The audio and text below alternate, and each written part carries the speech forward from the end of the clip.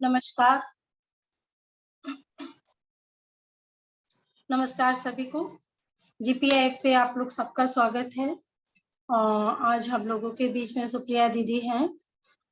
Start करने से पहले जो हम लोगों का प्रोटोकॉल है, हम लोग उसको फॉलो करते हुए आज जनरली हमारी सुप्रिया दीदी ही सिंगर होती थी। आज वो हमारे बीच में है नहीं, मतलब है लेकिन सी इज अ स्पीकर, so मैं उनको रिक्वेस्ट नहीं कर सकती। अगर कोई और प्रभात संगीत और कीर्तन करेंगे तो इट वुड बी गुड।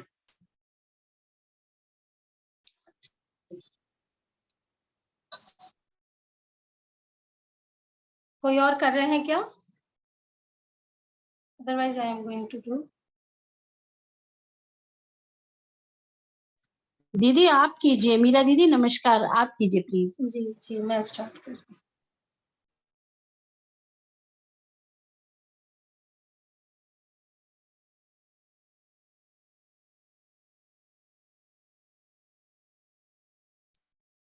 नमस्कार।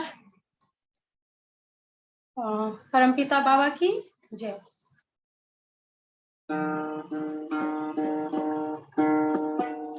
जय शिव शोभाम्भो पशुपते, जय शिव शोभाम्भो पशुपते, आदिश्वर अनादिनाथ धूर्जति, आदिश्वर अनादिनाथ धूर्जति, सर्वाधिसाक्षी मेधाते ते, जय शिव शोभाम्भो पशुपते, जय शिव शोभाम्भो पशुपते, आलोके दगधसि त्रिलोके वशसि, सर्वो व्योर्माद्रिभिदरदसि, आलोके दगधसि त्रिलोके वशसि, सर्वो व्योर्माद्रिभिदरदसि,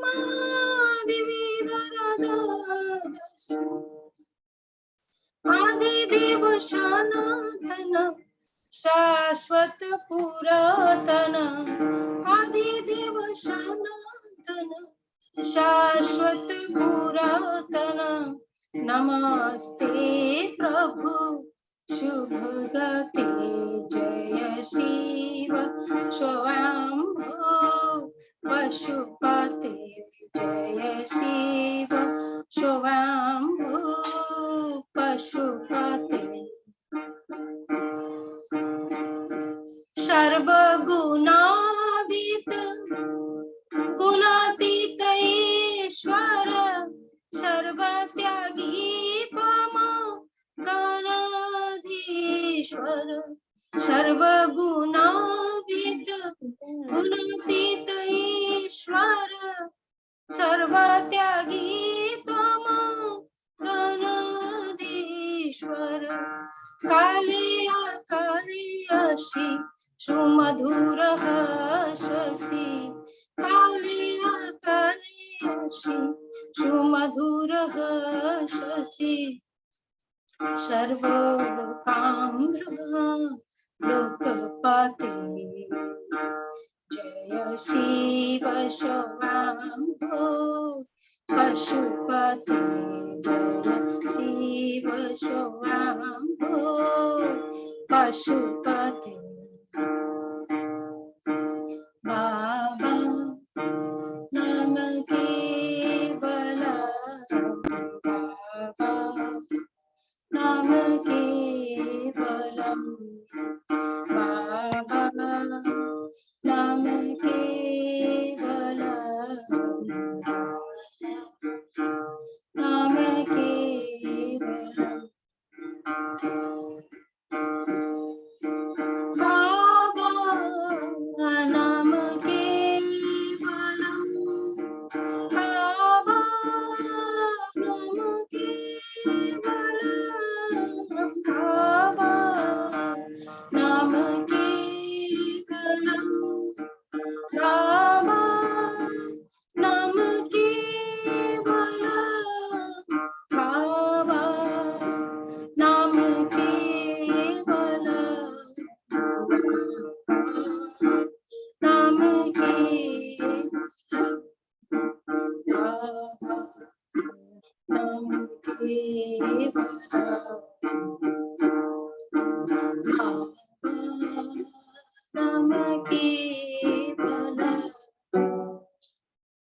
परमपिता बाबा की जय, महासंभूति बाबा की जय। जीपीआईएफ के प्लेटफॉर्म पे एक बार फिर से आप लोग सबका स्वागत है। मुझे बहुत प्राउड हो रहा है आप लोगों को बताते हुए कि हमारी यूथ सुप्रिया दीदी हम लोगों के बीच में है। मैं सुप्रिया दीदी का इंट्रोडक्शन देने से पहले उनके बारे में मैं कुछ बता दूं। वैसे तो सुप्रिया दीदी इंट्रोडक्शन की मोहताज नहीं है। प्राउड मोमेंट ये है हम लोगों के लिए कि 2 साल 3 साल लगातार एक्टिवली उन्होंने जीपीएफ पे वर्क किया, बहुत हार्ड वर्क किया। ये प्लेटफॉर्म यूं ही नहीं उनको मिला है, इसके लिए उन्होंने अपने बहुमूल्य समय दिन रात दिया है। कभी भी हमें जरूरत हुई सुप्रिया दीदी को मैं एक बार बोलती थी, दीदी can you do moderator, and never say no, yes दीदी आई विल बी देयर। हमने पूछा सुप्रिया दीदी हमारी मैगजीन के लिए हिंदी और इंग्लिश समीक्षक की जरूरत है। सुप्रिया दीदी यस दीदी आई विल डू। आपको मैं बता दूं, उनकी ज्वाइंट फैमिली में रहते हुए, फैमिली की रिस्पॉन्सिबिलिटी निभाते हुए, she never say no, always be there for us GPIF के लिए। इन्होंने बहुत और कभी भी हम्बल एंड कभी भी उन्होंने इसके लिए कुछ भी सो नहीं किया कि हमें इसके बिहाफ में कुछ चाहिए। इनका समर्पण बाबा के प्रति इतना है और इनकी पर्सनालिटी, इनकी जो प्रेजेंस है उसको देख करके, इनकी मोरालिटी, इनकी बाबा के प्रति समर्पण, और मोर ओवर मैं इनके माता पिता को इसके लिए कोटि कोटि धन्यवाद बोलूंगी कि ऐसे माता पिता ने इनकी परवरिश इस तरह के वातावरण में की, उनके संस्कार सारी चीजों को मैं देखती हूँ। अब मैं सुप्रिया दीदी का एक छोटा इंट्रोडक्शन आप लोगों के बीच में दूंगी। टुडे आवर स्पीकर सुप्रिया दीदी is from Raipur, Chhattisgarh, daughter of Dr. C.G. Goswami, beloved Baba's doctor or physician, who stayed near him in Tijala till October 1990. Supriya Didi's educational qualification is Master in Public Health, and she is working in health field currently. She is GP LFT cadet, trying to work for her परमपिता पुरुष विशेष। आज की ये बड़ा ही sweet and छोटा सा सुप्रिया दीदी का इंट्रोडक्शन है। अब मैं आज के टॉपिक पे आती हूँ। आज का टॉपिक है इकोनॉमिक इमेंसिपेशन। हम आर्थिक आजादी की बात जब प्राउड की बात करेंगे तो आर्थिक आजादी को हम भूल नहीं सकते। सबसे बड़ी चीज है इसमें, अगर हम इस पॉइंट पे आए तो, कि आज समाज में जो परिस्थिति हम लोग देख रहे हैं, अल्टीमेटली आर्थिक ही तो है। पूरा डिग्रेडेशन, आर्थिक डिग्रेडेशन, जब पॉलिटिकल डिग्रेडेशन होता है और पैसे, मनी रोलिंग होनी चाहिए, वेल्थ ओवर वेल्थ एक्युमुलेशन हो रहा है,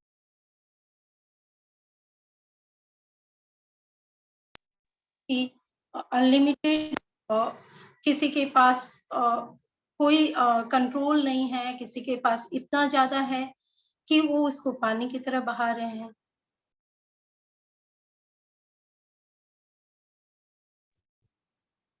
सॉरी फॉर इनकन्वीनियंस। समाज में समाज की जो परिस्थिति है, अगर देखें तो हमारे पास वेल्थ की कमी नहीं है, बहुत इतना है कि हम लोग उसको काफी हेल्दी लाइफ जी करके और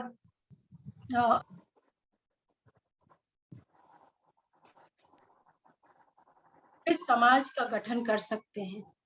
प्रोग्रेसिव यूटिलाइजेशन थ्योरी, इसका नाम ही है प्रोग्रेसिव।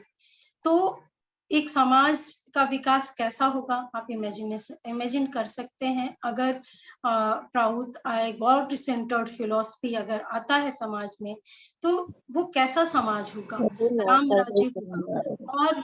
और एक जब इतना सुंदर समाज होगा तो हमारा आजादी हमारी मेंटल होगी, स्पिरिचुअल होगी एंड साइकोलॉजिकल होगी।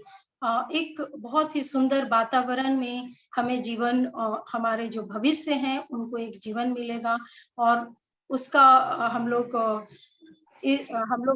होप करते हैं कि हम लोग इस पे जितना ज्यादा हार्ड वर्क करें उतना आगे हम लोग इस पर और विचार कर पाएंगे। लेकिन आज के लिए मैं इस पॉइंट को यहीं पे सुप्रिया दीदी को मैं वेलकम करती हूँ, वो आगे आए और इसको और आगे इसको एनलाइटन करें, हम लोगों के बीच में पॉइंट रखें। लास्ट में हमारे बीच में काफी सारे मेंबर्स हैं, वो लोग भी इस पे कुछ अपने शब्द बोलेंगे, प्रश्नोत्तर भी रखा जाएगा। अगर किन्हीं को के मन में कुछ प्रश्न होगा तो उसको भी हम लोग लास्ट में लेंगे। तो सुप्रिया दीदी, welcome to the platform. Thank you दीदी, थैंक यू सो मच। सभी को नमस्कार। और पहले तो मैं स्टार्ट करूंगी जीपीआईएफ प्लेटफॉर्म को धन्यवाद देते हुए कि उन्होंने आई थिंक मुझे फर्स्ट टाइम ऑनलाइन बोलने का इस तरह से एक सेशन के लिए मौका दिया है। तो I think I will try my best to do the justice with it. और जैसा कि आज का टॉपिक है, आई थिंक हम अब इस पे बात करना शुरू करेंगे। और अब तक मैंने जो भी जाना है इस टॉपिक के बारे में, सभी एक तो सोर्स जानते ही हैं कि हम प्राउड की बुक्स को फॉलो करते हैं, बाबा की बताई हुई। और दूसरा जीपीआईएफ के जो सेशंस अब तक के होते हुए आए हैं अब तक के, उसमें जो क्लासेस हुए हैं उससे आप सबको भी बहुत कुछ जानकारी होगी। बट फिर भी एज अ रिफ्रेशर हम ब्रश अप करेंगे और कुछ जो अगर कुछ नई बातें सीखने को मिलती है तो हम जरूर सीखेंगे, एक दूसरे से सीखेंगे। तो इतना बोलते हुए मैं ये टॉपिक स्टार्ट करती हूँ दीदी। हमारा जो टॉपिक है इमांसिपेशन, जैसे इसके बारे में इकोनॉमिक इमांसिपेशन के बारे में दीदी ने थोड़ा बताया है। तो मैं बहुत ही सिंपल वर्ड्स में थोड़ा बोलना चाहूंगी। जैसे हम अगर इमांसिपेशन की बात करते हैं, दीदी अभी बता रही थी, इसका मतलब होता है freeing one self from what ever impediments one is facing and which is holding one back. मतलब ऐसी कोई भी बाधा जो किसी भी व्यक्ति को उसके प्रोग्रेस से किसी भी तरह से रोक रही है, उससे हम अगर हटा दें तो कहा जाता है इमेंसिपेशन। और यही चीज अगर हम इकोनॉमी के साथ जोड़ते हैं या फिर हम कहें आर्थिक मुक्ति, तो वो हो जाता है, हम उसे फिर अगर बहुत ही सिंपल शब्दों में कहें तो उसका मतलब होता है freedom to determine one's own financial position and future. Finance कितना इंपॉर्टेंट है अभी भी बताया गया है आपको। इसका मतलब होता है कि वित्तीय स्थिति और भविष्य को निर्धारित करने की स्वतंत्रता ही है आर्थिक मुक्ति। बहुत ही महत्वपूर्ण है ये किसी भी व्यक्ति का या समाज का आर्थिक रूप से मुक्त होना। अब हम अगर प्राउड की बात करें तो मुझे एक लाइन बहुत याद आ रही है जिसमें बाबा ने ही यह कहा, या फिर हम एज प्राउड के प्रणेताओं ने कहा, श्री पी.आर. सरकार ने कहा है, व्यष्टि का कल्याण समष्टि में है और समष्टि का कल्याण व्यष्टि में है। तो हम अगर बात करते हैं इकोनॉमिक इमेंसिपेशन की तो हम व्यक्ति की बात करते हैं, साथ ही साथ समाज की बात करते हैं। और अगर हम प्राउड देखें तो उसमें बहुत ही अच्छी तरह से हर चीज बताया गया है। लेकिन प्राउड के ऊपर बात करने से पहले मैं एक बार थोड़ा आपको बताना चाहूंगी। मैंने इंटरनेट में थोड़ा इसके बारे में जानने की कोशिश की। इंटरनेट में मैंने एक जगह देखा कि इकोनॉमिक इमेंसिपेशन के ऊपर आर्टिकल्स हैं, उसमें से एक चाइना कंट्री को लेकर स्पेसिफिक एक आर्टिकल मुझे मिला। और भी कंट्रीज के थे, अफ्रीका वगैरह हैं, पर चाइना एज सच आजकल इकोनॉमिक पावर के रूप में हमें दिखता है। तो उसकी एक स्टडी करके एक ऑथर ने कुछ एक छोटा सा आर्टिकल लिखा है, उसे मैंने देखा। उसमें बात करते हुए उन्होंने कहा कि आज चाइना इकोनॉमिक पावर में स्टैब्लिश्ड है। इसके पीछे वहां की सरकार ने किस तरह से काम किया है उसके बारे में बताया गया है कि सरकार ने यह डिसाइड किया था कि इकोनॉमी को वो अपने साइंस और टेक्नोलॉजी के आधार पर ड्राइव करेंगे और उसे डेवलप करेंगे। तो उसके पहले उन्होंने क्या सोचा, इसके पहले उन्हें चाहिए होंगे इंजीनियर्स, जिसके हेल्प से ही वो अपना टेक्नोलॉजी डेवलप कर सकते हैं। तो उन्होंने क्या किया, इसके साथ यह सोच जब उन्होंने मिल करके जब स्थापित कर लिया, तो उन्होंने सबसे पहले अपना एजुकेशन सिस्टम को रिवैम्प किया, उसे गियर अप किया और उन्होंने ऐसा सिस्टम बनाया कि जो यंग माइंड है, उनको विज्ञान यानी साइंस और गणित यानी मैथ्स और दूसरे ऐसे विषयों की पढ़ाई कराई जाए, जिससे कि उनमें एक इंक्विजिटिवनेस जगे या फिर जिज्ञासा जगे। तो इस कारण से उन लोगों में एक एनालिटिकल थॉट भी जगी। तो इस तरह से उन्होंने एक करीब 2 डेकेड में उन्होंने इंजीनियर्स का एक पहला बैच बना लिया और इसके साथ ही साथ उन लोगों ने साइंटिस्ट भी बनाए और इस तरह से उनका जो टेक्नोलॉजी उसके बाद फिर जो डेवलप हुई, वो सिर्फ न चाइना में बल्कि आज पूरे देश-विदेश में देखा जा रहा है। यह उन्हीं की देन है जो टेक्नोलॉजी आज हम देख रहे हैं, जिन पे हम अभी भी काम कर रहे हैं, यूज़ कर रहे हैं, जैसे कि ज़ूम है, ये सब चीज़ें इस तरह से टेक्नोलॉजी से ड्राइव होकर आई और फिर उसके बाद उन्होंने सोचा कि ठीक है, इंजीनियर्स और साइंटिस्ट आ गए। उसके बाद फिर उन्होंने जो भी अपने माइंड से आउटपुट दिया है, उसको डिज़ाइन और असेंबल करने के लिए उन्हें चाहिए होगी टेक्नीशियंस और आर्टिसंस। तो उन्होंने टेक्नीशियंस और आर्टिसंस ये भी उन्हें अवेलेबल हों, उसके लिए उन्होंने स्टार्ट किया वोकेशनल स्कूलिंग सिस्टम। मतलब देखिए उन लोगों ने किस तरह से अच्छी तरह से प्लान करके अपना अपने लेवल पे ये सब काम किया और उन्होंने ट्रेन करके अपने ये टेक्नीशियंस और आर्टिसंस उन्होंने बना लिए। और जैसे-जैसे उन्होंने ये समझा, उसके बाद उन्हें समझ में आया कि अगर ये लोग भी काम कर रहे हैं, इनका भी थोड़ा इंटेलेक्चुअल लेवल पे ही काम होगा। उसके बाद उन्हें ज़रूरत हुई फ्लोर वर्कर्स की, जो कि जिन्हें बहुत ज़्यादा मेंटल स्किल्स की ज़रूरत नहीं होती है, पर वो फ्लोर वर्कर्स होते हैं और उन्होंने आर्टिसंस के बताए हुए स्पेसिफिकेशंस के अनुसार वो असेंबली करते हैं। तो इस तरह से उन्होंने अपना पूरा एक तरह से इंडस्ट्रियलाइज़ेशन कर लिया। और वो लेकिन जो ये इंडस्ट्रियलाइज़ेशन थी, ये हम जानते हैं कि ये कैपिटलिज़्म से लेट होकर के डेवलप हुई है। क्योंकि हमें मालूम है कि पूंजीवादी व्यवस्था जो है, वो समाज में बहुत ज़्यादा है। तो इस तरह से उन्होंने अपना जो सिस्टम है, वो डेवलप किया और लेकिन हम देखते हैं कि ठीक है, इस तरह से इकोनॉमिक पावर के रूप में चाइना तो हमारे सामने आ ही गया, देश के सामने, विश्व के सामने आ गया। लेकिन क्या गरीबी या पॉवर्टी को सही में चाइना ने ओवरकम किया है? क्योंकि उनका मेन मकसद तो यही था कि वो गरीबी से ऊपर उठें और साथ ही साथ जैसे वर्ल्ड बैंक है या फिर इंटरनेशनल मॉनेटरी फंड प्रोवाइड करने वाली जो संस्था है, ये इनके बॉन्डेजेस से मुक्त होना चाहते थे ताकि वो डेब्ट में ना रहें किसी भी तरह से। पर क्या आज चाइना की स्थिति इतनी अच्छी है कि हम मान सकते हैं कि हाँ, ठीक है, ये कोई परफेक्ट मॉडल है। अगर हम खुद ही उसको एनालाइज़ करेंगे तो देखेंगे अभी भी वहाँ पे गरीबी है। ऐसा नहीं है कि वहाँ की सोसाइटी पूरी तरह से एक समान है, हर कोई प्रोग्रेस पा चुका है। तो हम यह समझ सकते हैं कि जो भी तरीका चाइना ने अपनाया है, वह 100% तो फुल प्रूफ नहीं था। वरना ऐसा आज के समय में क्यों होता है कि वो इंडिया का जो ज़मीन है, उसे अभी भी एनक्रोचमेंट करना चाहते हैं। वो अपने आप में सेल्फ सफिशिएंट नहीं है किसी न किसी तरीके से। तो यह तो हमें समझ में आ रही है एक तरह से अगर हम समीक्षा करके कमी देखें तो। So I would take the liberty to say कि अगर इकोनॉमिक इमेंसिपेशन हमें चाहिए, तो route is the only way, route is the panacea. जो दूसरे लोगों के पास नहीं है, वह हम लोगों के पास है। बस ये डिपेंड करता है कि हम उसे किस तरह से आगे यूटिलाइज़ करें।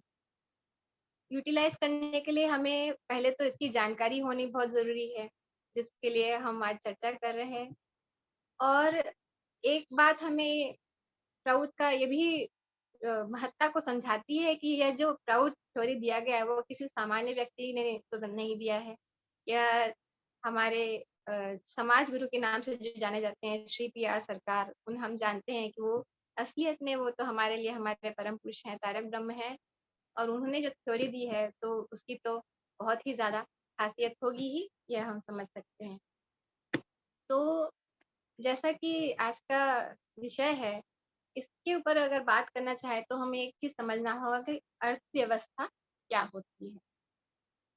अर्थव्यवस्था के बारे में हम बात करें तो उसका मतलब होता है कि किसी भी विशेष क्षेत्र में सामग्री और जो सेवा के उत्पादन, वितरण और खपत की जो सामाजिक व्यवस्था होती है उसे हम अर्थव्यवस्था कहते हैं। अब जो अर्थव्यवस्था है इसके बारे में तो हम बात करें लेकिन एक बात हम ज़रूर ध्यान में रखें कि जभी भी हम बात करते हैं अर्थव्यवस्था की, तो हम सिर्फ़ अर्थव्यवस्था तक ही ना सोच करके साउथ में कभी भी उससे ऊपर के लेवल्स की भी बात करते हैं। मतलब अर्थव्यवस्था अगर हम मान रहे हैं ये एक तरह से शारीरिक जो ज़रूरतें हैं उसको पूरी करने में मदद करता है और एक लेवल आगे जाए तो मानसिक ज़रूरतें और उसके आगे हमारी जो आध्यात्मिक जो ज़रूरत है उसको पूरी करने में मदद करेगा। इसलिए हम प्राउड को एक तरह से एक कंप्लीट फिलॉसफी मानते हैं। अब हम अ, एक बात तो हम सभी जानते ही हैं कि प्राउड की जो अर्थव्यवस्था है उसकी बहुत सारी विशेषताएँ हैं और इसे हम लोगों ने एक बार जाना पढ़ा भी हुआ है। फिर भी मैं एक बार शॉर्ट में कह दूँगी कि कुछ मुख्यतः जो विशेषताएँ हैं, हम उसे पॉइंट बाय पॉइंट एक बार फिर से डिस्कस करेंगे। साउथ की जो अर्थव्यवस्था है, उसका जो पहला विशेषता है, वह है न्यूनतम आवश्यकताओं की सुनिश्चित आपूर्ति। तो इसका मतलब यह होता है कि जो 5 मूलभूत जो आवश्यकताएँ हैं हर एक व्यक्ति की, जो है भोजन, वस्त्र, शिक्षा, चिकित्सा और आवास, इसकी सुनिश्चित आपूर्ति होनी चाहिए हर एक व्यक्ति के लिए और इसके अतिरिक्त जो संपत्ति बच जाए, वह विशेष गुण और जो कौशल होते हैं स्किल्स, उसके अनुसार यह लोगों के बीच में वितरित होता है। ये तो हम सभी जानते हैं। हम ये एग्ज़ाम्पल भी जानते हैं, जिसमें बाबा ने ही इसमें बताया हुआ है अपनी किताब में जिसमें साइकिल, मोटरसाइकिल और कार का एग्ज़ाम्पल देकर के वो बताते हैं, कि किस तरह अगर बेसिक चीज़ें मान लो साइकिल किसी हर एक व्यक्ति को समाज में मिलती है, तो डॉक्टर्स या इंजीनियर्स या इस तरह के व्यवसाय में जो या इस तरह के ऑक्यूपेशन में जो लोग हैं, उनके लिए कुछ एक्स्ट्रा हमें देना होगा जैसे कि हमें उनको कार देना होगा। तो ये सब सभी लोग जानते हैं। पर इस बात पे एक पॉइंट में मैं आप लोगों का ध्यान आकर्षित करना चाहूँगी फिर से सभी कि को मेरा नमस्कार दीदी। नमस्कार दीदी। नमस्कार। जी। तो साथ ही साथ मैं ये बोलना चाहूँगी दीदी कि एक तो हम ये बात कर रहे हैं कि न्यूनतम आवश्यकताएँ सभी की पूरी होंगी और उसके बाद हम साथ ही साथ एक जो कॉन्सेप्ट ज़्यादातर समाज में आता है जिसे हम कहते हैं इक्वल डिस्ट्रीब्यूशन का कॉन्सेप्ट या फिर समान वितरण का कॉन्सेप्ट जिसके अनुसार एक यह माना जाता है कि हर एक व्यक्ति को हर चीज़ बराबर मात्रा में मिलनी चाहिए। लेकिन प्राउड का क्या स्टैंड है इसके पीछे? प्राउड कहता है कि यह एक यूटोपियन आइडिया है, मतलब कि इसे धरातल में लागू नहीं किया जा सकता। इस चीज़ को हम लोगों को विशेष ध्यान देना चाहिए क्योंकि प्राउड इस बात इसके पीछे का कारण भी हमें समझाता है कि अगर हम हर चीज़, हर व्यक्ति को समान रूप से बाँटते हैं, तो क्या होगा? जो एक जो विवेकपूर्ण जो वितरण की बात है, जो अधिकतम उपयोग वो फ़ॉलो नहीं होगा और इसमें क्या नुकसान होगा कि जो उत्पादन वृद्धि है, उसको हम प्रोत्साहित नहीं कर पाएँगे। अगर हर किसी को हर चीज़ हर समान मात्रा में ही मिलनी है, तो किसी को कुछ मोटिवेशन रहेगा ही नहीं, ये हमें याद है मंजुला दीदी ने इस पे क्लास लिया था। तो बहुत अच्छी तरह से हम कह सकते हैं कि प्राउड में एक-एक पॉइंट एक्सप्लेन किया गया है। इसके बाद जो दूसरा पॉइंट है, वह है क्रय क्षमता में वृद्धि। दीदी मैं बीच में बोल रही हूँ, बहुत ही अच्छा दीदी मैं एक चीज़ बोल रही हूँ बीच में, सॉरी, मैं जी, आपको ज़रूर। इंटरप्ट कर रही हूँ। बहुत ही अच्छा दीदी आपने बोला। ये जो आपने इकोनॉमिक पे आपने जो बोला, और ये जो बोला डिफरेंस यहीं पे दीदी हो जाता है कम्युनिज्म और प्राउड। तो ये मैं इस पॉइंट पे सबका ध्यान आकर्षित करना चाहती हूँ, क्योंकि बार बार ये प्रश्न आता है कि सब बोलते हैं कि क्या ये कम्युनिज्म के जैसा है। बिल्कुल नहीं है, और आपने उसको बड़े ही अच्छे थैंक यू सो मच दीदी, बहुत ही सही टाइम पे आपने एकदम अच्छा पॉइंट बताया। जी बिल्कुल। और फिर इससे ही हम आगे अगर देखें, एक तो पॉइंट हो गया, और सेकंड पॉइंट जो है वह है क्रय क्षमता में वृद्धि। इसके बारे में भी हम देख सकते हैं कि कैसे ये बाकी की कॉन्सेप्ट से अलग है हमारा प्राउड का कॉन्सेप्ट। इसमें हम यह देखते हैं कि न्यूनतम आवश्यकताओं की सुनिश्चित आपूर्ति के लिए प्रत्येक व्यक्ति को क्रय क्षमता को हमें बढ़ाना है, मुख्य रूप से, क्योंकि यही जो है प्राउडिस्ट इकोनॉमी को नियंत्रित करने वाला एक फैक्टर है। अनुन्नत हो चाहे उन्नतशील हो या उन्नत देश है, हर जगह पे यह जो फैक्टर है इसकी उपेक्षा की गई है। यह हम इस बात से भी समझ सकते हैं कि हम देखेंगे अगर आज का कॉन्सेप्ट क्या है। कॉन्सेप्ट आज ये है कि हम पर कैपिटा इनकम की बात करते हैं देश विदेश में, न कि हर एक व्यक्ति के क्रय क्षमता को बढ़ाने की। कैसे डिफरेंट है दोनों? अगर हम देखें पर कैपिटा इनकम, तो उसे हम किस तरह से कैलकुलेट करते हैं, इसका एक फॉर्मूला होता है कि किसी भी एक स्पेसिफिक एरिया में कितना टोटल पॉपुलेशन है, उसका टोटल इनकम कितना आ रहा है। वो हमने टोटल इनकम देख लिया, और उस टोटल इनकम को उसी पॉपुलेशन से हम डिवाइड करेंगे। मतलब population divided by total income of the population divided by total population. तो इस तरह से हर एक व्यक्ति के लिए कितना इनकम आता है, पर कैपिटा इनकम, इस तरह से देखा जाता है। जबकि राउत बात करता है कि हर एक व्यक्ति के पास कम से कम उतने पैसे तो हों कि वो अपने जरूरत की चीजें खरीद सकें। तो यह भी एक बहुत बड़ा अंतर है। जी दीदी कुछ बोल रहे हैं? सुप्रिया दी, जी दीदी। दीदी, या दीदी प्लीज।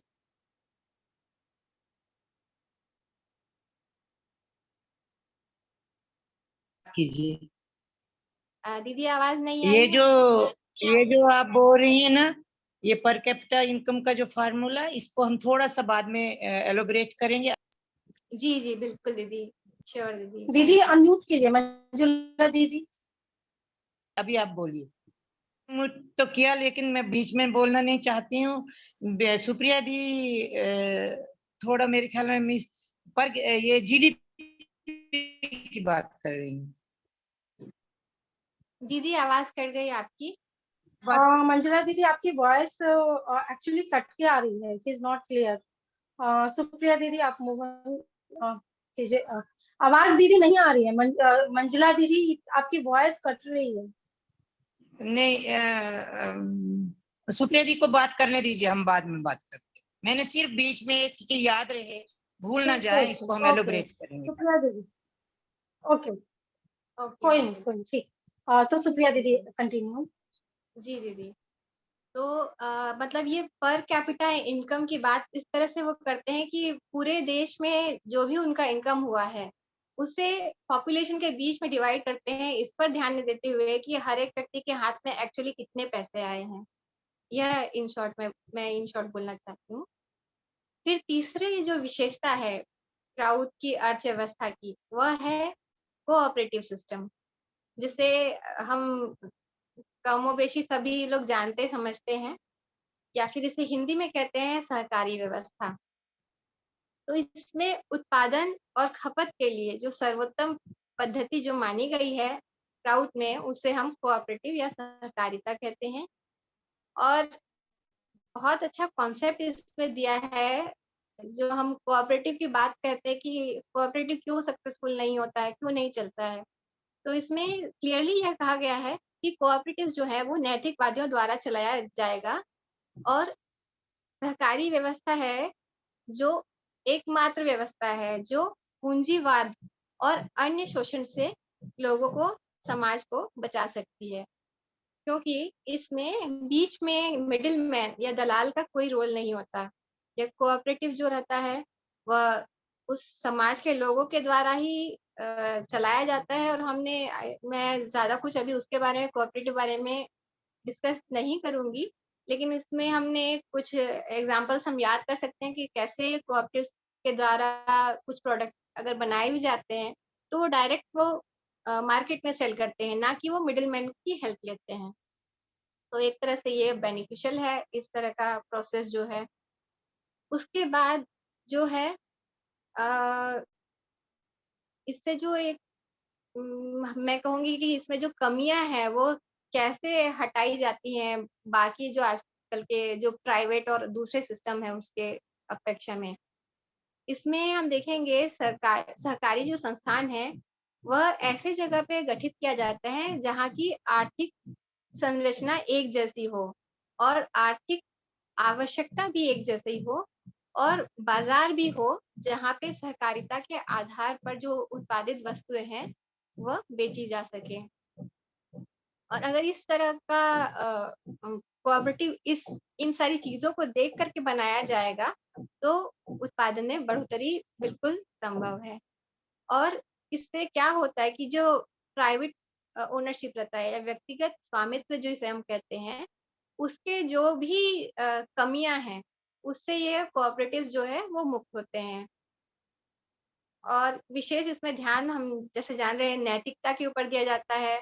इस पे दिया जाता है कि जो उसके कोऑपरेटिव्स के जो मेन मेंबर्स हैं और जो लीडिंग पोज़ीशंस में हैं, वो लोग सक्षम हों और अच्छा कुशल प्रशासन जानते हों, और यह भी वो सुनिश्चित कर पाएँ कि वहाँ के लोकल लोग जो हैं, आम जनता है, उनके मन में सहकारिता के लिए एक तरह से पूर्ण आत्म स्वीकृति डेवलप कर सकें।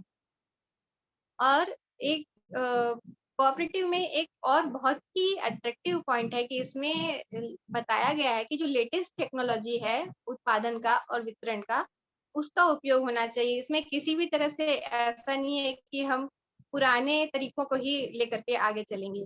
तो ये बहुत ही अच्छी अट्रैक्टिव पॉइंट है कोऑपरेटिव सिस्टम के बारे में। तो ये थर्ड पॉइंट हुआ, और उसके बाद हम नेक्स्ट पॉइंट पे बात करते हैं, जो है औद्योगिक विकास। औद्योगिक मतलब इंडस्ट्री से रिलेटेड जो भी प्रोसेस हैं, उसे हम कहेंगे औद्योगिक विकास या औद्योगिक उत्पादन के अंदर वो सारी चीज़ें आती हैं। तो औद्योगिक उत्पादन की व्यवस्था के 3 भाग होते हैं, उन्हें 3 भाग में विभाजित किया है राउत ने। पहला है मूल उद्योग, जिनका संचालन व प्रबंधन स्थानीय या क्षेत्रीय सरकार करेंगे, यानी कि गवर्नमेंट के द्वारा जो बहुत ही जो बेसिक मूलभूत जो उद्योग होंगे ना, वो चलाएंगी गवर्नमेंट। दूसरा होता है मध्यम उद्योग, और मध्यम उद्योग को है वह सहकारिता के द्वारा या कोऑपरेटिव्स के द्वारा ही चलाया जाएगा। और तीसरा होता है लघु उद्योग, जिसका स्वामित्व व्यक्तिगत हाथों में रहेगा। इसका अगर हम डिटेल पढ़ेंगे तो मतलब बहुत सारी बातें हैं इसके पीछे में, और किस तरह से एक्सप्लेन किया है वो बहुत ही सुंदर है, और साथ ही साथ में जो एरर्स या डिफेक्ट्स आ सकती हैं, उसको कैसे ऑलरेडी स्टार्टिंग में ही टैकल किया है, इस पे भी हम समझ सकते हैं। इसमें यह भी बताया गया है क्लियरली कि अ, अगर हम इवन अगर लघु उद्योग की बात कर रहे हैं जो निजी हाथों में रहेगा, उसमें भी यह बताया जाएगा कि वह एब्सोल्युटली फ्री विल पे नहीं चला सकते हैं। यह एक विशेष पॉइंट है कि ये ऐसा नहीं कि वो प्राइवेटाइज्ड है तो कंप्लीटली प्राइवेटाइज्ड है, वो कोऑपरेटिव्स के साथ में मिल करके सामंजस्य बिठा करके काम करेंगे। और यह भी हम जानते हैं कि बहुत से देशों में कृषि पर आधारित आबादी जो है बहुत अधिक है, और हम ये भी सुन चुके हैं कि 45% से ज़्यादा अगर आबादी का कृषि कार्यों में रहना उचित नहीं है, उसे हमें दूसरे सेक्टर्स में डाइवर्ज करना होता है। तो औद्योगिक विकास के लिए हमें गाँव और छोटे शहरों इन सभी को कंसिडर करते हुए ज़्यादा से ज़्यादा संख्या में एग्रो इंडस्ट्रीज और एग्रीको इंडस्ट्रीज जो है वो स्टेब्लिश करना चाहिए, तभी जो कृषि का जो है वो ठीक से संचालन हो सकेगा इस सेक्टर का। और कृषि को उद्योग का दर्जा भी देना होगा। इसके बारे में भी हम जानते हैं कि किसी भी व्यक्ति को श्रमिक समझ सकें और उनके श्रम का हमें मूल्य भी देना होगा। यह इस तरह से बात की गई है। दूसरा है मजदूरी या पारिश्रमिक भी रुपयों के अलावा वस्तुओं और सेवाओं के रूप में भी ली जा सकती है, बल्कि धीरे धीरे रुपयों के साथ साथ ये वस्तुओं और सेवाओं को क्रमशः हमें एडजस्टमेंट करके बढ़ाना चाहिए।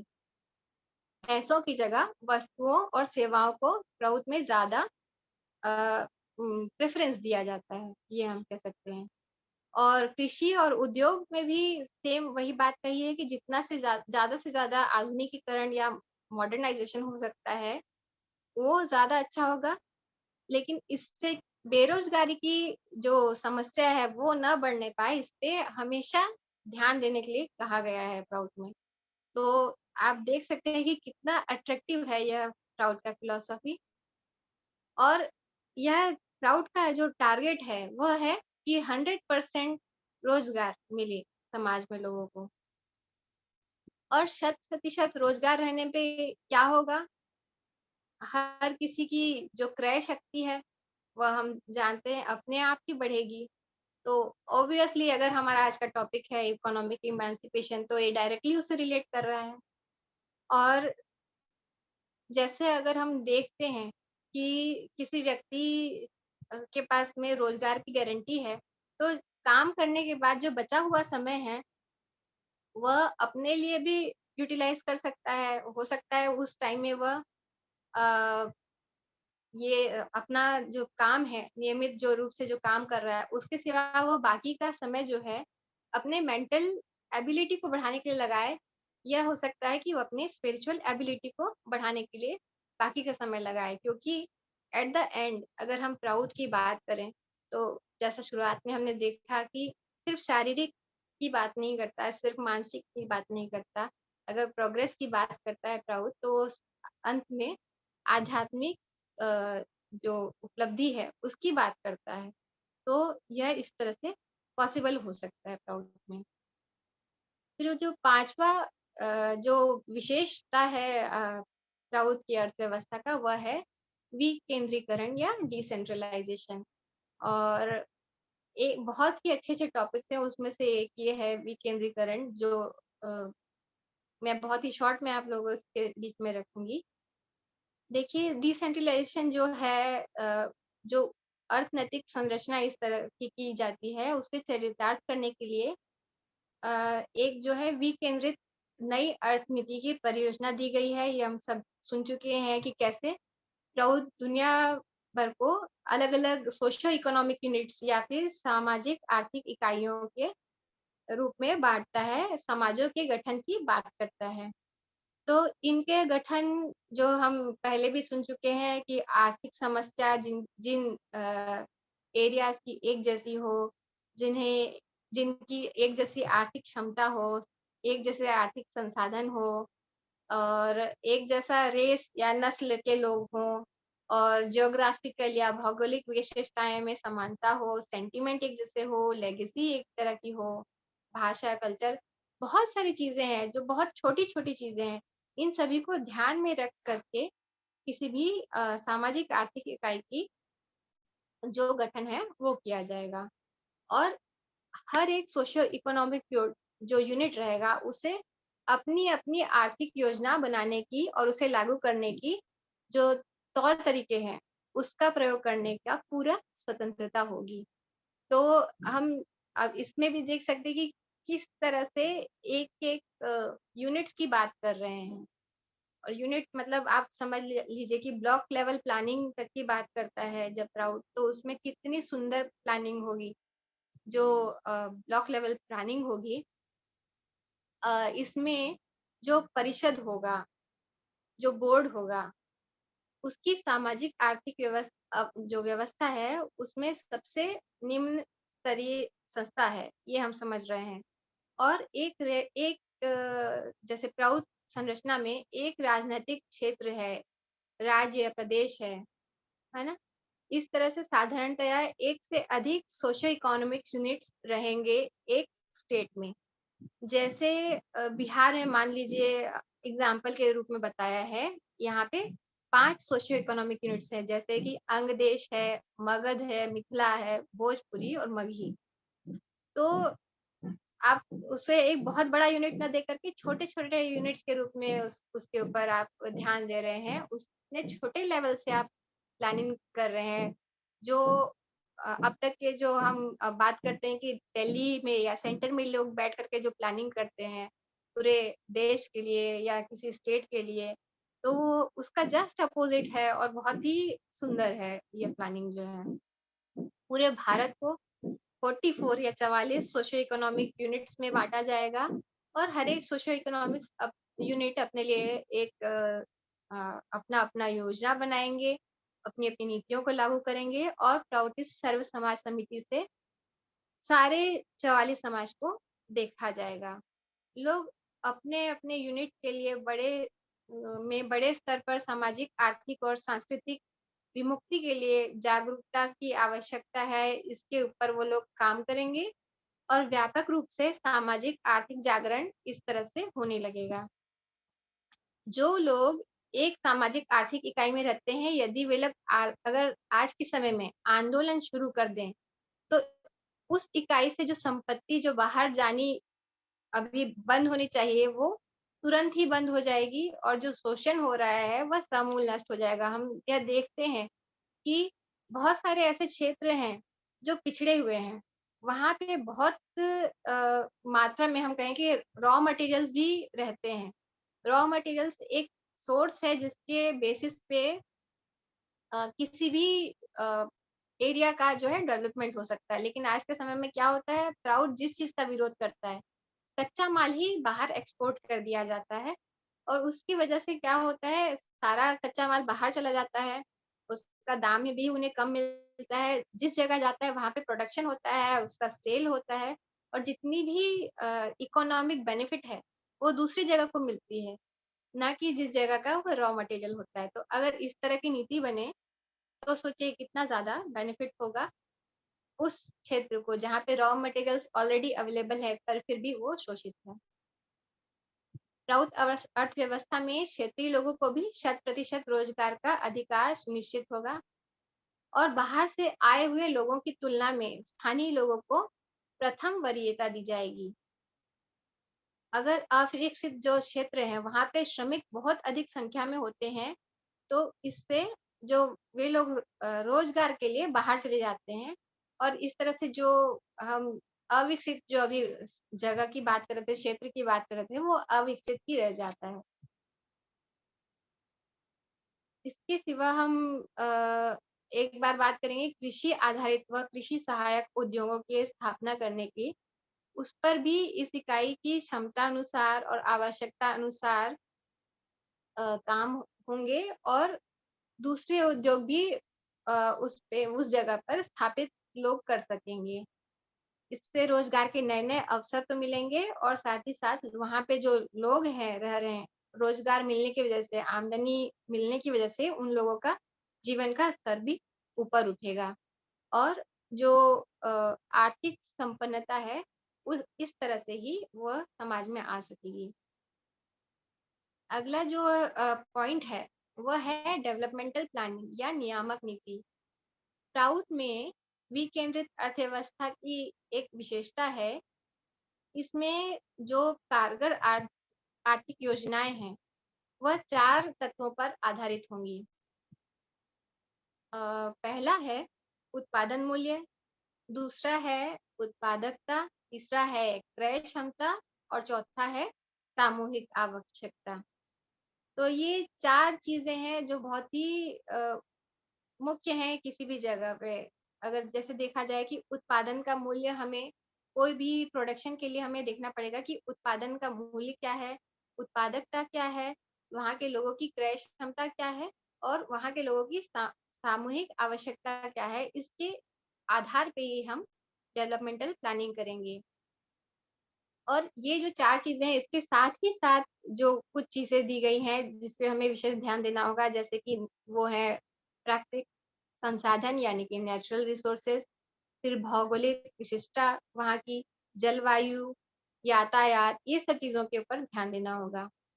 वहाँ जहाँ पर कच्चा माल हो, उसी जगह पे कारखाना होना चाहिए, ये तो मतलब हम शुरुआत में ही इस चीज़ को समझते हैं, प्राउड पढ़ते ही कि जैसे कि हम एग्ज़ाम्पल सब देखते हैं, जूट फैक्ट्री या रॉ मटेरियल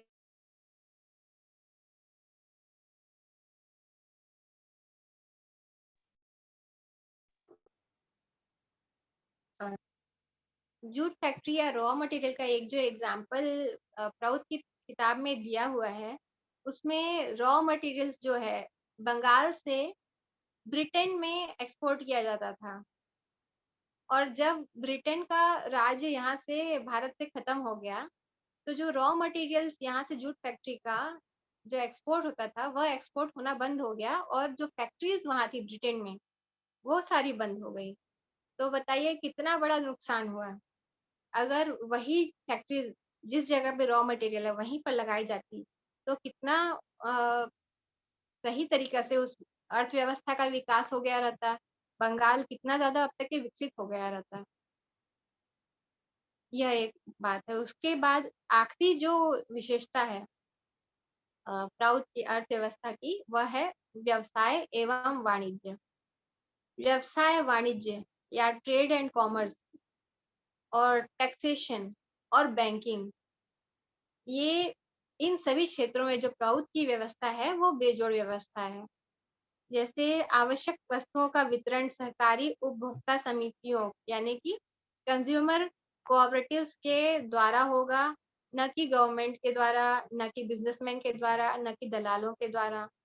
बार्टर सिस्टम यानी कि वस्तु विनिमय यानी कि पैसों के बदले सामान जो रहता है, उसका एक्सचेंज के आधार पे भी सोशियो इकोनॉमिक यूनिट्स या फिर जो समाज है, इनके बीच में यथासंभव लेन-देन होगा।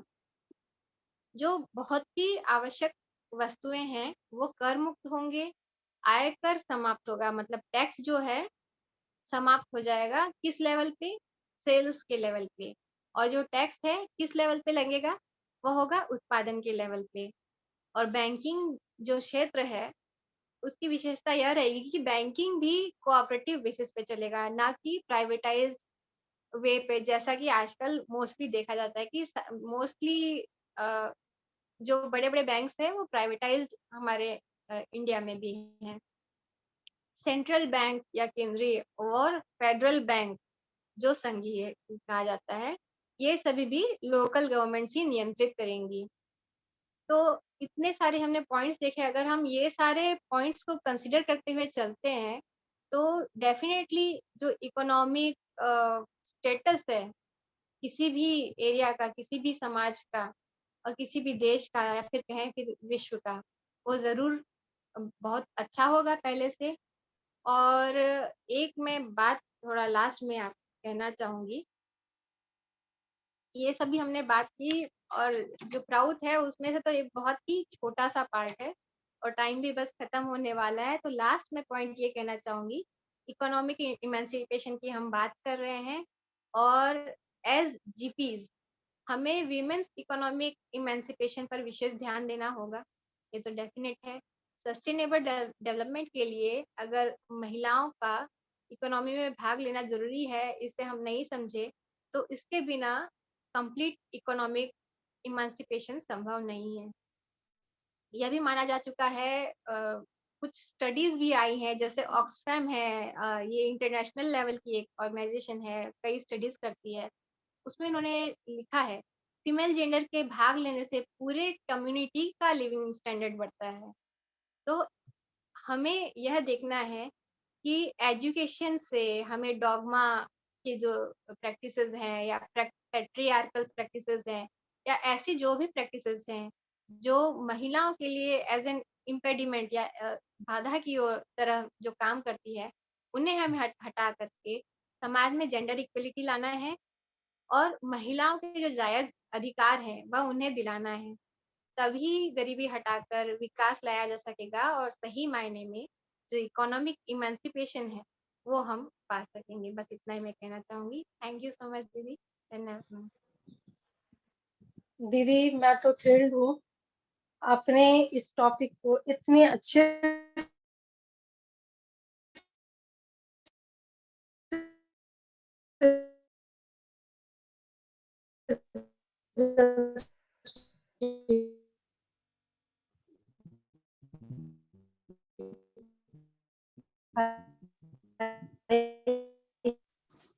दीदी आपकी आवाज कट गई थोड़ी। हाँ, मीरा दीदी की आवाज नहीं आ रही है। क्या है कि मेरे पास शब्द नहीं है। अच्छा, मेरी आवाज नहीं आ रही है अभी? अभी अब आने की आ रही है कट दीदी। रही कट रही अभी आ रही है, आवाज अभी आ आ रही रही है? है। अच्छा अच्छा, ओके ओके। हाँ, तो मैं बोलना चाह रही थी कि आई थिंक शुरू में नहीं आया क्या मेरा आवाज? जी स्टार्टिंग में सुने नहीं, हैं ऐसे ही लोग। कट गया था आप बीच में। हमको अप्रिशिएट ही कर रहे थे। Thank you so much. Anyhow, Supriya Di, it was excellently concluded and Yes. complete. आपने पूरा सुना दिया। लेकिन I was excited not for your class also, लेकिन आज मैं आपके परिचय से I wanted to call in between, लेकिन फिर मैंने सोचा मैं बाद में करती हूँ। आप गोस्वामी दादा की बेटी हैं, तो आज मुझे पता चला। I am so excited to know that doctor Goswami की बेटी हैं, तो then it would be we can take the liberty कि अब सुप्रिया दी ना बोलकर सुप्रिया बोला करें। I wanted to tell you. बिल्कुल हमको आप लोगों से बहुत बहुत अच्छा था, बिल्कुल, बहुत बिल्कुल। अच्छा था। We are proud of you. We feel proud of you people, the Really, new generation. हैं? Thank you. इसका मतलब है right. proud is in very good hands, और the good have come, better are coming, best are yet to come. Yeah, दीदी yes. हम तो शर्मिंदा हो रहे हैं। So don't worry, किसी को वरी करने की जरूरत नहीं है कि GPIF में पता नहीं कैसे चलेगा लेडीज का डिपार्टमेंट। Thank you Supriya. बिल्कुल जी दीदी, मैं अग्री कर रही हूँ दीदी आपसे।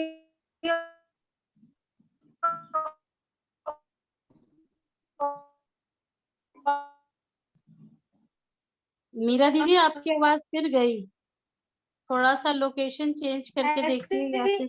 इंटेलेक्चुअल यूथ हम लोगों की है, और सुप्रिया दीदी ने एक एक, आई थिंक मेरी आवाज का बार-बार, ओके मैं इसको ऑफ कर रही हूँ। मेरी हाँ, आवाज अभी आ रही? वीडियो ऑफ करके बोलिए दीदी, शायद तब आ जाए। अच्छा। आई थिंक इसके कारण ब्लूटूथ के कारण आवाज कट रही है। एक जोक है बीच में। मैं सोच रही थी, मैं आज बहुत कंफर्टेबल जगह पे बैठी थी, मैं सोच रही थी मेरा इंटरनेट जा रहा है और मैं ढूंढ रही थी, और कॉल हुई वो बात दूसरी, लेकिन आज आपकी जा रही, so I am so happy. I thought मैं कहीं कंफर्टेबली बैठी हूँ, यहाँ पे मुझे इंटरनेट नहीं मिल रहा, शायद पता नहीं अभी मेरी आवाज तो आज दिल्ली में आपकी आवाज जा रही, तो आई एम सो हैप्पी। कांग्रेचुलेशंस। मेरी आवाज अभी आ रही है दीदी? अभी आ रही है। थैंक यू आनंद प्रभा दीदी। आवाज आ रही है अभी मेरी? जी दीदी बिल्कुल आ रही है अभी। Sorry for really inconvenience. मैं जब मेरी एक्साइटमेंट इतनी थी और मैं जो बोलना चाह रही थी अब तो डाइल्यूट हो गया। खैर, बट मेरा आज मैं बहुत प्राउड फील कर रही हूँ मंजुला दीदी, आपने जो दिया है, और ये हमारे बच्चियों ने इसको इतने अच्छे से लिया है कि मैं क्या बोलूं। और इतनी शॉर्ट एंड स्वीट, एक भी चीजों को इसने छोड़ा नहीं सुप्रिया ने। सुप्रिया दी, मेरे एक क्वेश्चन है।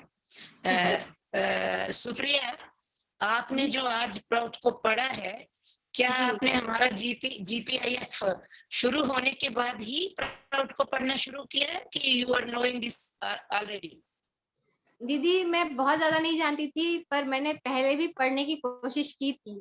मैंने कुछ पार्ट पढ़ा था, मैंने आधा प्राउड पढ़ा था, लेकिन आपसे जब मैं मोटिवेट हुई तो मैंने उसे दोबारा पढ़ा और उसके बाद नोट्स तैयार करके अपनी पढ़ाई की। तो फिर मेरे ख्याल में हमारे GPIF प्लेटफॉर्म की उपलब्धि भी हो सकती है। अगर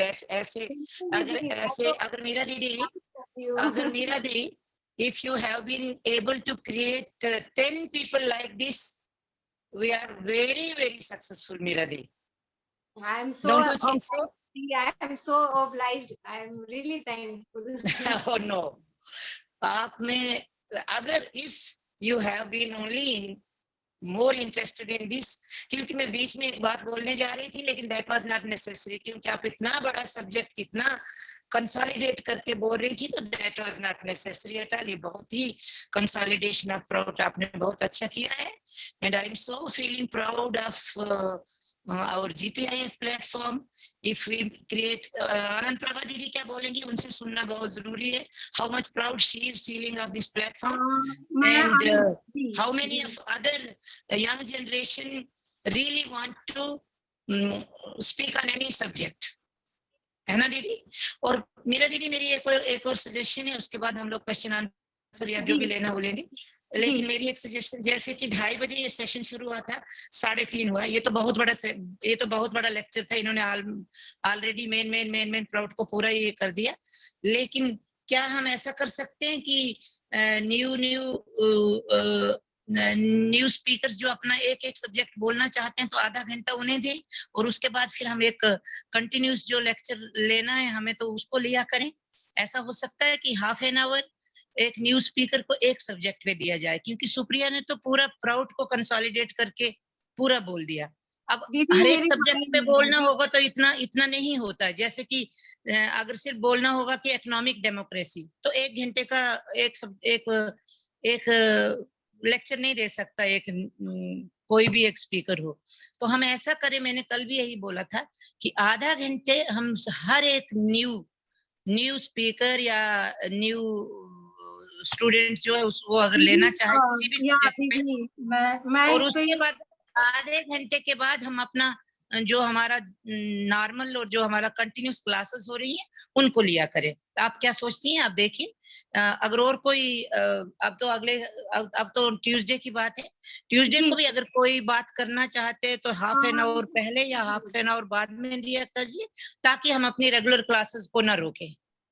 जी दीदी इस पर मैं अलग न्यू यंग इंटेलेक्चुअल्स को मैं बुलाना चाह रही थी, और मैंने लिखा भी था कि जो भी आना चाहे मैं ग्रुप में भी लिखूंगी. हमारा जो GPIF का जो ग्रुप है उसमें भी मैं लिखूंगी, और मैंने ऑर्गेनाइजिंग कमेटी में भी इस प्रपोजल को डाला है, एंड होपफुली आगे और लोग आए. हमारे भी काफी सारे लोग काफी एक्साइटेड हैं. Congratulations, Supriya. Congratulations again and again. We have created a leader on this platform and we are so happy. दीदी स्पेशल आपका कंट्रीब्यूशन ही है मंजुला दीदी, क्योंकि मेरा नहीं है, बाबा का है, लेकिन बाबा ने इसको और आपने इसमें बहुत मेहनत की है इस प्लेटफॉर्म को आगे चलाने में, और इसमें बहुत मैं आनंद प्रभा दीदी को इनवाइट करना चाहूंगी, और मैं चाहूंगी कि आनंद प्रभा दीदी जरूर कुछ बोले हमारे इस यूथ इंटेलेक्चुअल के बारे में. ये बिल्कुल इनका ब्रेन चाइल्ड है प्रभा दीदी का. एक्चुअली मानना पड़ेगा, सुप्रिया तो ऐसे भी हर चीज में जनता करती है, बोलती रहती है, लेकिन आज का क्लास बहुत अच्छा रहा. एंड विद इन 1 आवर इतना कुछ प्राउड को समझाया, मतलब रियली बहुत अच्छा ही रहा. मैं तो मतलब बहुत अच्छा, मतलब एक गुड, मैं तो कांग्रेचुलेशन करूंगी उसको कि रियली बहुत अच्छा क्लास दिया. दीदी थैंक यू. इससे हमारा यूथ, दूसरा यूथ को भी, हमारा जैसे दिल्ली का अनुभूति एंड अदर्स जो है उन लोग को भी हम इनवाइट करें, उन लोग भी जी अपना दीदी करें, अच्छा रहेगा. जी दीदी आगे बढ़ना चाहिए सबको. जी दीदी मौका भी मिलना चाहिए. जी मैं तो दीदी ऑर्गेनाइजिंग कमेटी में मैंने लिखा भी है, प्रपोजल भी डाला है कि एक दिन यूथ के लिए रहेगा और एक दिन हमारा जैसे क्लास चल रहा है वो कंटिन्यू रहेगा. और जैसा कि अभी हम लोग अगेन फिर से प्राउड पे मंजुला दीदी फिर से क्लास स्टार्ट करेंगी, क्योंकि लास्ट टाइम हुआ था, अगेन फिर से हम लोग उसको एक रिवीजन भी हो जाएगा, और कुछ लोगों का छूट गया था तो डिमांड था, तो उसको हम लोग दोबारा स्टार्ट भी करेंगे। और न्यू टॉपिक्स भी बीच बीच में हम लोग लेंगे, कॉन्टेम्पररी टॉपिक्स लेंगे। और यूथ को हम लोगों को अब स्पेशली मौका देना है कि अब काफी टाइम हो गया, और इतना क्लास देने के बाद मुझे विश्वास है कि सुप्रिया के जैसे और भी अदर यूथ आगे आए और उनको ये प्लेटफॉर्म प्रोवाइड किया जाएगा। हम 2 दिन है, उसमें एक दिन मैं यूथ के लिए रखना चाह रही हूँ, और एक दिन हम लोगों का GPIF का जो मेंबर्स हैं वो लोग लेंगे, क्लास लेंगे या देंगे। हमारी अनुप्रभा दीदी है हमारे बीच में, सिप्रा जी हैं, वो हमारा मेरी फ्रेंड है, वो बहुत ही एक्साइटेड हैं सुप्रिया के लेक्चर से। सिप्रा जी वांट टू से एनीथिंग, तो आप बोल सकती हैं। वी फील सो गुड, अगर आप कुछ कहना चाहती हैं तो। मीरा जी के पहचान से आप सभी से जुड़ने का मुझे एक अवसर मिला है, इसके लिए आप सभी को मेरा नमस्कार। और रूबरू हो रही हूँ आप सब लोगों से, और धीरे धीरे आज सेकेंड डे मैंने ज्वाइन किया है। मैंने सोचा देखूं ये चीज क्या है, ये प्लेटफॉर्म क्या है, क्या डिस्कशन चल रहा है। तो अभी तो मैं परिचित हो रही हूँ इन चीजों से, धीरे धीरे थोड़ा सा मैं इसमें से ट्रेनिंग लेती हूँ और समझने की कोशिश करती हूँ। जो भी आप लोग कर रहे हैं बहुत अच्छा कर रहे हैं। लेडीज अभी भी गांव और खेड़े गांव में बहुत पिछड़े हैं, तो वो लोगों को अच्छी शिक्षा नहीं मिल रही है और वो लोग अपने पांव पे खड़ा नहीं हो पा रहे, अभी भी उनके ऊपर अत्याचार हो रहा है। तो ये सब धीरे धीरे समाज से हटना चाहिए। लेडीज को ऊपर लाने के लिए हम लोगों की सहयोगिता की जरूरत है लेडीज को। तो सब मिलके अगर कुछ अच्छा सोचेंगे, अच्छा थिंकिंग रखेंगे, तो जरूर इस काम में आगे बढ़ेंगे हम सब लोग। इसी के साथ आगे मैं और भी सुन लेती हूँ आपके सभी विचार को और स्टडीज को, फिर मैं बाद में, और मेरा शायद और इंटरेस्ट बढ़ेगा। ठीक है, थैंक यू सिप्रा जी, आपको सुप्रिया दीदी का तो जो आज उन्होंने विचार रखे हैं बहुत ही अच्छा लगा मुझे, और बहुत अच्छा सोच है, बहुत अच्छी थिंकिंग है।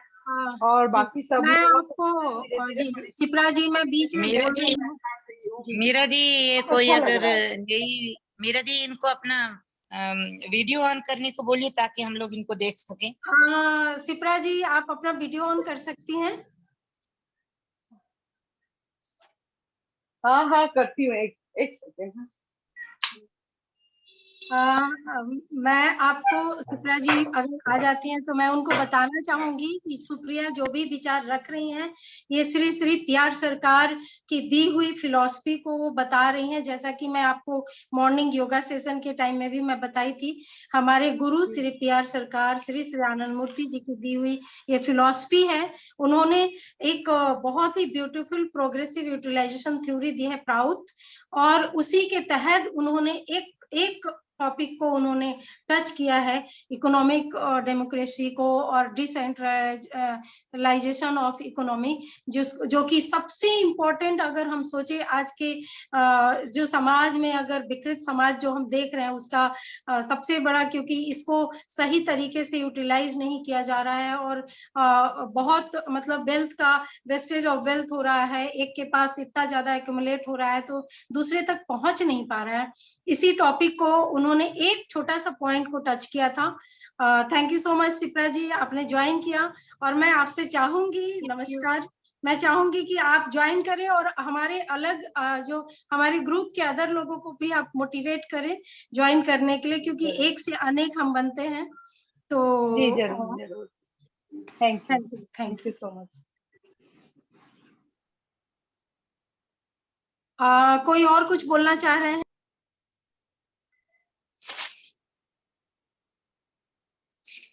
नमस्कार दीदी, thank you so much Supriya दीदी। आपका जो आज का था ये स्पीच या जो आपने राइट अप लिखा था, उसके लिए तो मेरे पास एक ही वर्ड है, वो है गागर में सागर। You had explained each and every aspect in small period of time, जो कि मुझे लग रहा था जब मैंने उसका सब्जेक्ट पढ़ा, मैंने कहा बहुत वास्ट सब्जेक्ट है, how can it be covered in one class, but you prove me wrong, for which I am very very grateful to you. And second thing दीदी, इसका मुझे राइट अप मैगजीन के लिए चाहिए। So because you have already done the preparation, पूरा आपका तैयार है, तो not for this issue, next issue के लिए आप प्लीज मुझे भेज दीजिएगा इसको। Thank you very much. मतलब हम तो ये See सोचते how much focused, how much focused Meetu Didi is. सही बात है दीदी। मीतू दीदी की आप देखे तो फोकस कैसा है। Anything she gets, she wants it for the magazine. दीदी That is another thing we must be proud of.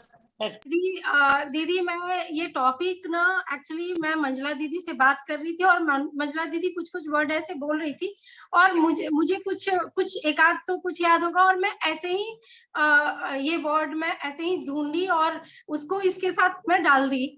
और एक दिन पहले सुप्रिया दीदी का फोन आया कि दीदी आपने जो वर्ड लिया है ये क्या है। मैं तो थोड़ी देर के लिए मैं बोली क्या वर्ड लिया है। मैंने सोचा कि दीदी को ये वर्ड मिला कहाँ से, और ये बाबा की बुक में तो हम कहाँ पढ़े, हमको याद ही नहीं है। ये बाबा ने वर्ड को मैं नहीं ढूंढी हूँ, मैं आपको बता दूं ये बाबा ने इस वर्ड को ढूंढ करके मुझे दे दिया है और मैं रख दी हूँ क्योंकि मैं भी थोड़ी देर के लिए सुन पड़ गई। कौन सा वर्ड दीदी?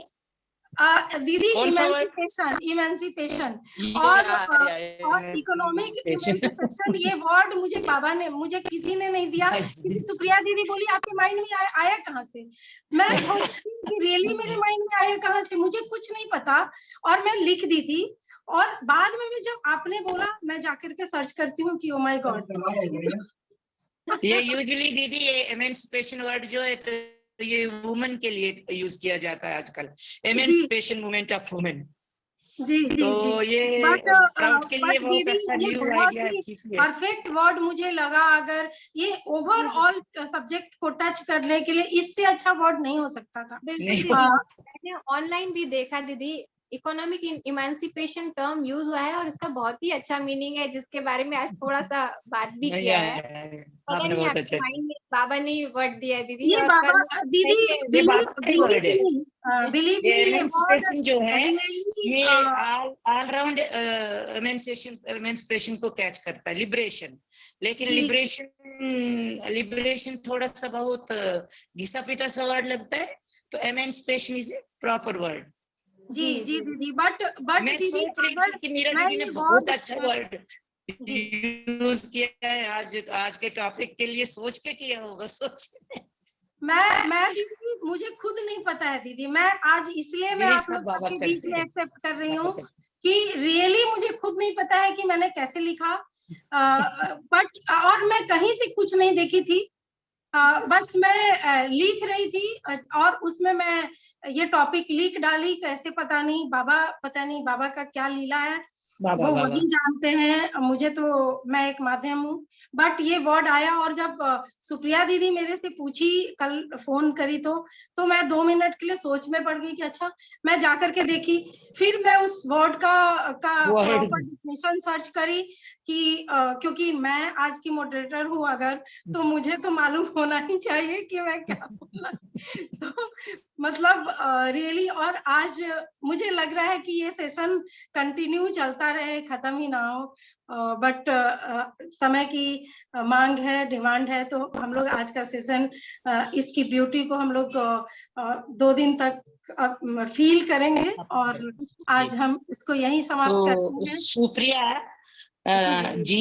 GPIF के प्लेटफॉर्म को ऐसा लग रहा होगा आज सब सीनियर लोगों को, आनंद प्रभा दीदी इंक्लूडेड, जैसे हम लोगों के बच्चे जब स्कूल में पढ़ते हैं और उनका फर्स्ट ट्रॉफी लेके आते हैं ना, तो जो खुशी होती है।